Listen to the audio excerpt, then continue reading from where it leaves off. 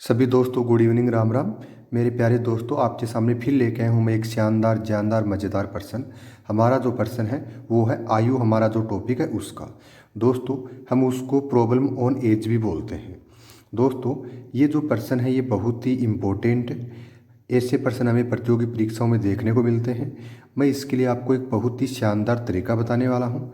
आपको ऐसा एक शॉर्ट ट्रिक बताऊंगा, उसके माध्यम से आप इजीली 2 या 3 सेकंड के अंदर भी अपना उत्तर है वो बना सकते हो। तो ऐसा क्या तरीका है, हम उसको देखते हैं। देखिए दोस्तों, सबसे पहले हमें क्या करना है, जो पर्सन है उसको रीड करना है। 10 वर्ष पूर्व राम अपने पुत्र की आयु का 5 गुना था। यानी 10 वर्ष पूर्व राम अपने पुत्र की आयु का 5 गुना था। यह 10 वर्ष पूर्व की बात है। फिर बोला है 12 वर्ष बाद वह अपने पुत्र की आयु का 3 गुना हो जाएगा। राम की वर्तमान आयु क्या है? दोस्तों, अब मैं यहाँ एक छोटी सी बात बताना चाहता हूँ आपको, जो आयु की टॉपिक के लिए बहुत ही इम्पोर्टेंट है। उसका हमें पता होना चाहिए, तभी हम आयु के जो प्रश्न है उसको सोल्व कर सकते हैं। तो देखिए वो क्या रूल है जिसका हमें पता होना चाहिए। दोस्तों, आयु में हमेशा 3 स्टेप होते हैं। जैसे मैं आपको एग्जांपल दे रहा हूँ, ये एक्स है, इसकी एक तो होती है वर्तमान आयु। जैसे एक्स है, इसकी वर्तमान आयु 25 वर्ष है। तो इसके 2 वर्ष पूर्व फिर आयु है वो कितनी हुई? तो 2 वर्ष पूर्व इसकी जो आयु होगी वो 23 वर्ष हो जाएगी।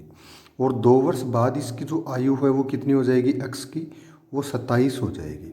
तो देखिए, यानी ये जो एक्स है इसकी वर्तमान आयु कितनी है? वर्तमान आयु इसकी 25 है। तो कोई भी व्यक्ति होता है उसकी आयु में 3 स्टेप होते हैं। एक तो होता है पहले की उम्र, एक होती है वर्तमान की उम्र, एक होती है बाद की उम्र। तो इन तीनों पॉइंट का हमें ध्यान रखना चाहिए। उसके बाद हम इजीली पर्सन है उसको बना सकते हैं, हमें कोई प्रॉब्लम नहीं है। तो ऐसा ही अब हमारे सामने पर्सन है, इसमें भी आयु के 3 स्टेप हैं। यानी एक तो जो राम है उसकी 10 वर्ष पूर्व की आयु, एक राम है उसकी बाद की आयु यानी 12 वर्ष बाद की आयु, एक राम है उसकी वर्तमान आयु। तो कितने स्टेप हो गए? आयु के 3। अब देखिए हम इसको कैसे हल करते हैं, हमारा ट्रिक क्या है। तो देखिए मैं आपको समझाता हूँ। यहाँ हमें बताया गया है पर्सन के अंदर, एक तो है राम, एक है उसका सन। एक तो कौन है? राम, साथ में कौन है? उसका सन।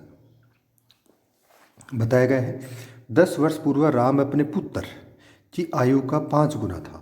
यानी राम की अगर आयु 10 वर्ष पूर्व 5 थी तो उसके पुत्र की कितनी थी? 1। ये कब की बात है? 10 वर्ष पूर्व की। फिर आगे बोला है 12 वर्ष बाद वह अपने पुत्र की आयु का 3 गुना होगा। यानी अगर उसकी आयु 3 होगी तो पुत्र की आयु 1, क्योंकि 12 वर्ष बाद वह अपने पुत्र की आयु का क्या होगा? 3 गुना हो जाएगा। फिर हमें पूछा है राम की वर्तमान आयु है वो क्या है, इसका हमें पता करना है। तो अब इसको कैसे हल करेंगे देखिए।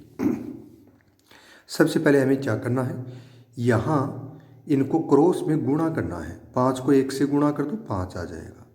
1 को 3 से गुणा कर दो, ये 3 आ जाएगा। अब हमारा जो आगे का प्रोसेस है वो क्या है? सबसे पहले जो बाद वाले जो रेशियो है ना, उनका अंतर अपने को लिखना है।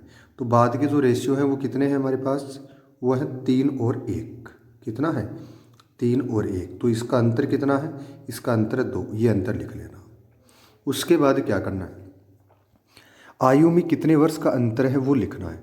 तो एक तो है 10 वर्ष पूर्व की, एक है 12 वर्ष बाद की। तो पूर्व और बाद दोनों को जोड़ दो तो ये कितना हो जाएगा? 22 हो जाएगा। क्योंकि पूर्व से बाद में जाएंगे तो 10 और 12 दोनों जुड़ेंगे तब कितना हो जाएगा? ये 22 हो जाएगा। तो फिर हमें क्या करना है, 2 के गुणा में लिखना है 22। और बट्टा में हमारा जो कार्य है दोस्तों वो क्या है? क्रॉस मल्टीप्लाई करने के बाद जो अंतर आता है वो हमेशा बट्टा में लिखना है। तो क्रॉस मल्टीप्लाई में भी अंतर कितना है? 2 का। अब 2 से 2 को कट कर दो, कितने बच गए? 22। ये जो 22 हमारे पास बचे हैं ये 1 की वैल्यू है। 1 की वैल्यू कितनी है? 22 है। यहाँ तक तो आपको समझ में आ गए। 1 की वैल्यू हमारे पास कितनी आई है?